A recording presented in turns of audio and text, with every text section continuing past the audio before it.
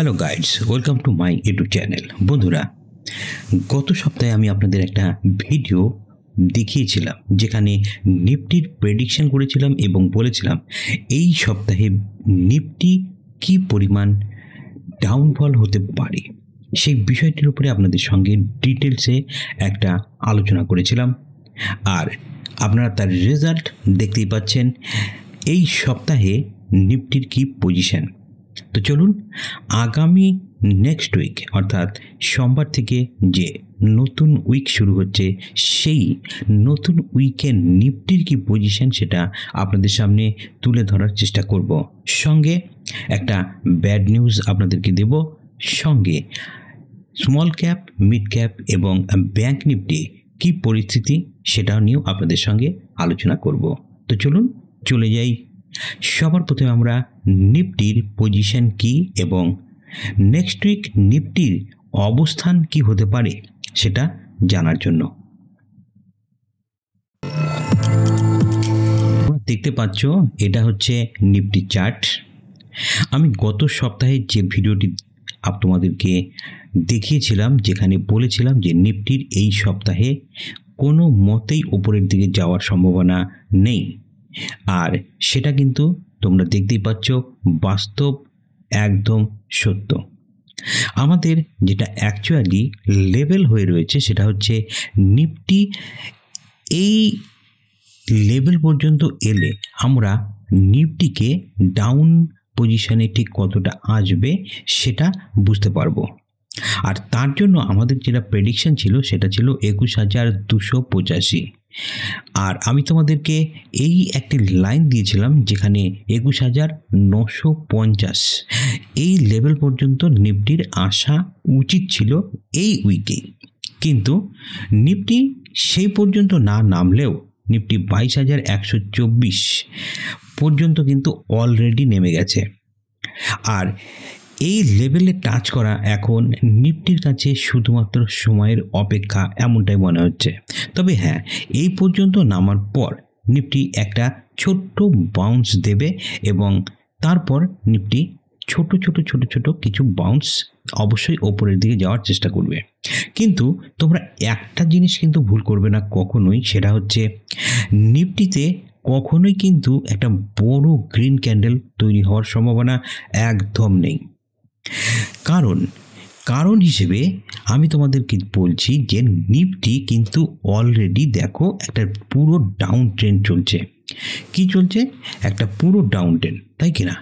এই যে ডাউন ট্রেন্ডটা চলছে এইভাবে নেমে আসছে, অর্থাৎ এই যে টোটাল একটা রাউন্ড চলে এসছে নিফটির, এই টোটাল যে স্লোপটা কিন্তু এখনই থামবার নয়।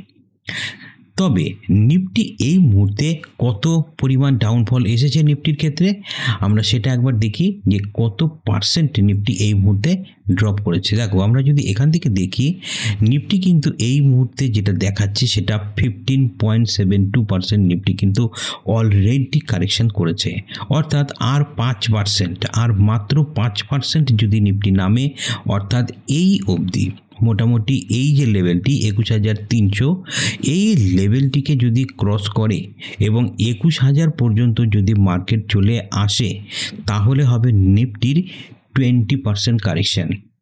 আর 20% কারেকশান যদি স্ট্রং ভলিউমের সঙ্গে হয় তাহলে নিফটি কমপ্লিট বিয়ারিশ পজিশনে চলে যাবে এবং তখন নিফটি অ্যাকচুয়ালি নিচে আরও কতটা আসবে বা বটম কোথায় লাগাবে সেটা কিন্তু প্রেডিক্ট করা সত্যি যে কোনো অ্যানালিস্টের পক্ষে কিন্তু প্রচণ্ড কঠিন ব্যাপার হয়ে দাঁড়াবে। কারণ তারপরে অ্যাকচুয়ালি যে কমপ্লেক্সটা তৈরি হবে সেই কমপ্লেক্স ভাবাই সম্ভব হচ্ছে না। তোমাদেরকে আমি এবারে নিফটির থেকে নিয়ে যাই, সেটা হচ্ছে এই মুহূর্তে আমরা যেটা যাব সেটা দেখব হচ্ছে আরেকটি ইন্ডেক্স। সেই ইন্ডেক্সটি হচ্ছে ধরো মিড ক্যাপ ইন্ডেক্স। তো মিড ক্যাপে যদি আমরা যাই, মিড ক্যাপে আমরা দেখতে পাচ্ছি, দেখো মিড ক্যাপেও আমি তোমাদেরকে 10,500 যে লেভেলটি দিয়েছি এই লেভেল পর্যন্ত মার্কেট আসতে পারে, কারণ মিড ক্যাপ অলরেডি প্রচুর পরিমাণে ডাউনফলে চলে এসেছে, অর্থাৎ কারেকশান ভালো করেছে। এখানে আমাদের যেটা লেভেল রয়েছে সেটা হচ্ছে 10,000-এর লেভেল। 10,000 পর্যন্ত নিফটির মিড ক্যাপের আসার কিন্তু সম্ভাবনা অত্যন্ত প্রবল। এছাড়াও আছে স্মল ক্যাপে আমরা যেটা দেখতে পাচ্ছি 200 ডিএমএকে স্মল ক্যাপ অনেকদিন আগেই কিন্তু ফল করেছে। অনেকেই বলে থাকে যে 200 ডিএমএতে একবার টাচ করলে মার্কেট উপরের দিকে যায়, কিন্তু আমরা এখানে দেখতেই পাচ্ছি যে স্মল ক্যাপকে 200 ডিএমএ অনেকদিন আগেই কিন্তু ক্রস করেছে এবং তারপরে এখনও পর্যন্ত স্মল ক্যাপ 200 ডিএমএকে সেকেন্ড টাইম ক্রস করতে পারেনি এবং নিচের দিকে আসছেই। আর স্মল ক্যাপের জন্য যে লেভেলগুলি তৈরি হয়ে রয়েছে তাতে স্মল ক্যাপ 14,142 পর্যন্ত আসার সম্ভাবনা রয়েছে। এছাড়াও 13,129 এই লেভেলটিতেও আসার সম্ভাবনা রয়েছে স্মল ক্যাপের অবস্থাও খুবই খারাপ।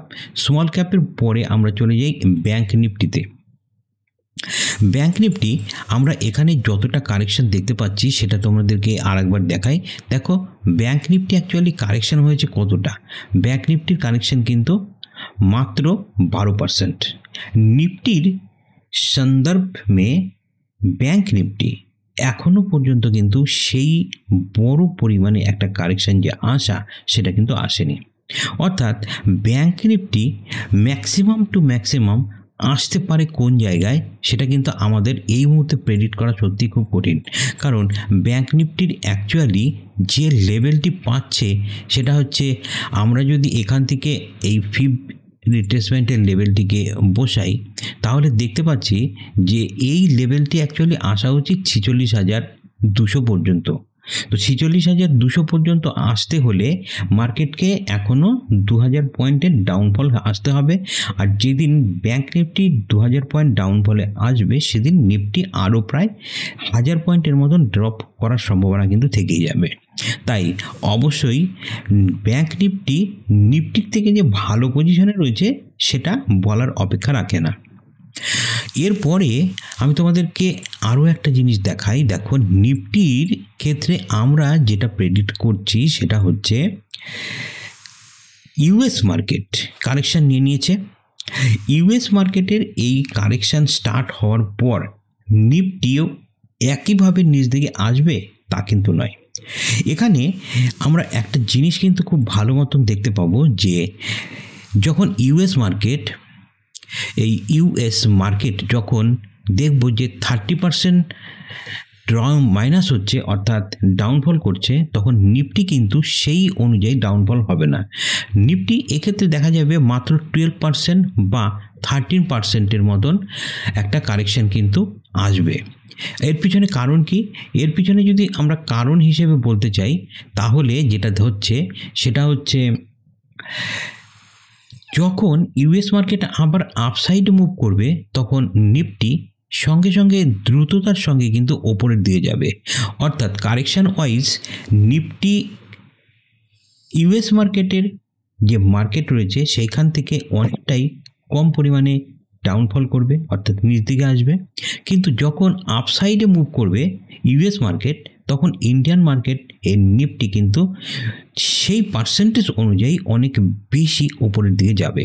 যার ফলে নিফটি যেহেতু অলরেডি অনেকটা বড় ডাউন অলরেডি দেখে ফেলেছে, তাই এক্সপেক্ট করে চলেছি আমরা সেটা হচ্ছে নিফটি এই মুহূর্তে সম্ভবত এই যে লাইনটা দেখছো 21,300 এর নিচে যাওয়ার সম্ভাবনা খুব কম।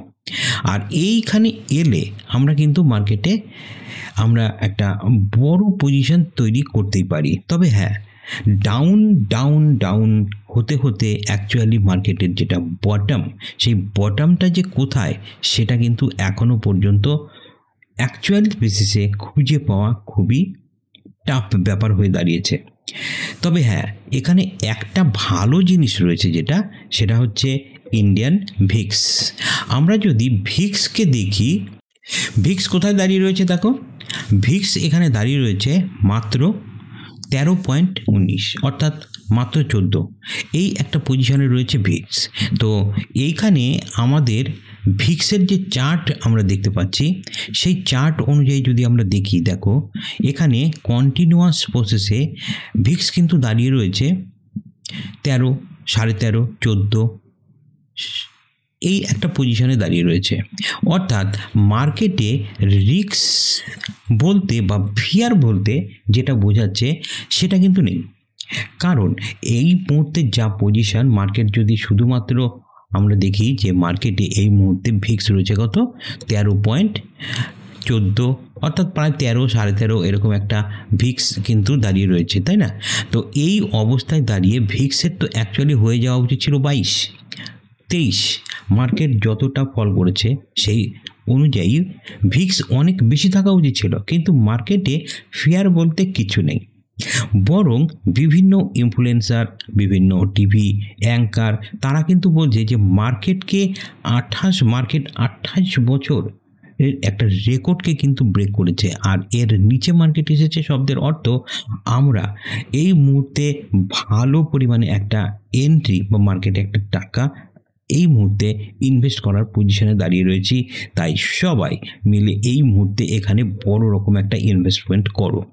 অর্থাৎ এই যে মার্কেটের যে 13.14 রয়েছে, এই যে ভিক্স নিচে নামছে না, এর পিছনে কারণ কি?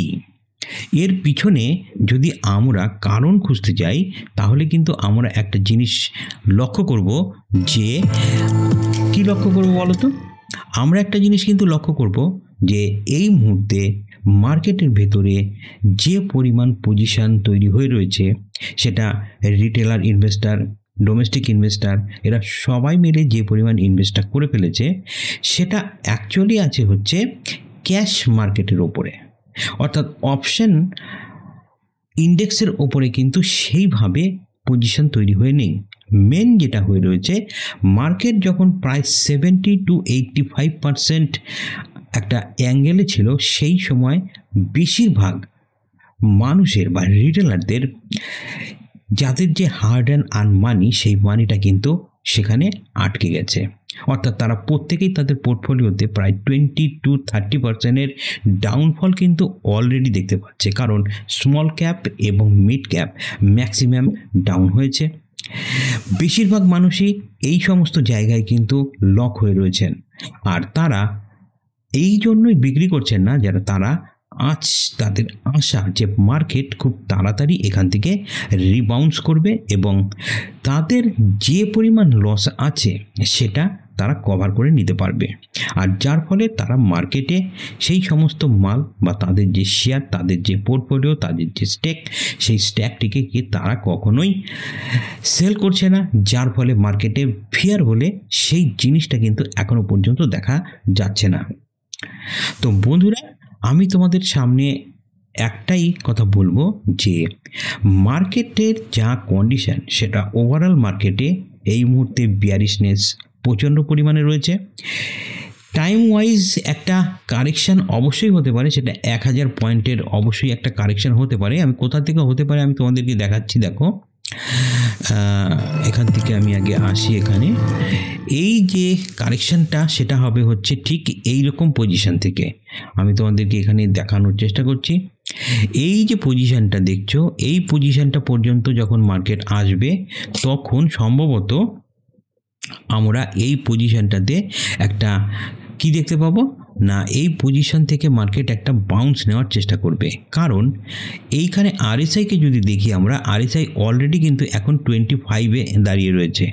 আরএসআই ম্যাক্সিমাম টু ম্যাক্সিমাম 20 পর্যন্ত আসতে পারে, আর ম্যাক্সিমাম টু ম্যাক্সিমাম 20 যখনই আরএসআই আসবে, তখন আরএসআই 20-র ওপরে যাওয়ার জন্য, অর্থাৎ মার্কেটে তখন কমপ্লিটলি বেয়ারনেস শেষ হয়ে যাবে, তখন একটা বুল রান হওয়ার সম্ভাবনা রয়েছে। আর এই বুল রানটা হবে কতখানি না, এই রকম জায়গা থেকে হবে 1000 থেকে 1500 পয়েন্ট। কিন্তু এই বুল রানের সময় টাইম ওয়াইজ অনেকটা লং টার্ম কিন্তু সময় নেবে। এখানে প্রায় 2 মাস থেকে 3 মাস পর্যন্ত টাইম কিন্তু নিতে পারে এই 1000 থেকে 1500 পয়েন্ট আপমুভ শো করার জন্য। তবে হ্যাঁ, অবশ্যই এই যে 1000 পয়েন্ট বা 800 পয়েন্ট মতো এখনও যে মার্কেট নিচ দিকে আসবে, তার জন্য টাইম ওয়াইজ যদি তোমরা দেখো, সম্ভবত মার্চ মাসের 2nd উইক পর্যন্ত আমরা কিন্তু টাইমটা নিতে পারি। অর্থাৎ 12 তারিখ থেকে 14 তারিখ এইরকম একটা টাইমের মধ্যে মার্কেট এই পর্যন্ত আসার সম্ভাবনা রয়েছে। তো আশা করি অ্যানালাইসিসটা তোমাদের একটা ভালো একটা অবশ্যই দিক বলে মনে হবে, কারণ এই রকম অ্যানালিসিস এর ওপরে বেস করেই গত সপ্তাহে আমরা কিন্তু তোমাদের জন্য একটা ভিডিও আপলোড করেছিলাম। সেখানে আমি তোমাদেরকে যা যা বলেছি মোটামুটি 80 to 90% কিন্তু মার্কেট কন্ডিশন সেই অবস্থাতেই দাঁড়িয়েছিল। আজকের প্রেডিকশন অনুযায়ী নেক্সট উইক মার্কেট কি অবস্থায় থাকে অবশ্যই তোমরা ফলো করো, এবং আমাদের ভিডিও যদি ভালো লাগে অবশ্যই লাইক করো, এবং কিছু জানার থাকলে অবশ্যই কমেন্ট করো। আজ এই পর্যন্তই, দেখা হচ্ছে খুব শীঘ্রই তোমাদের সঙ্গে আরেকটি ভিডিওতে।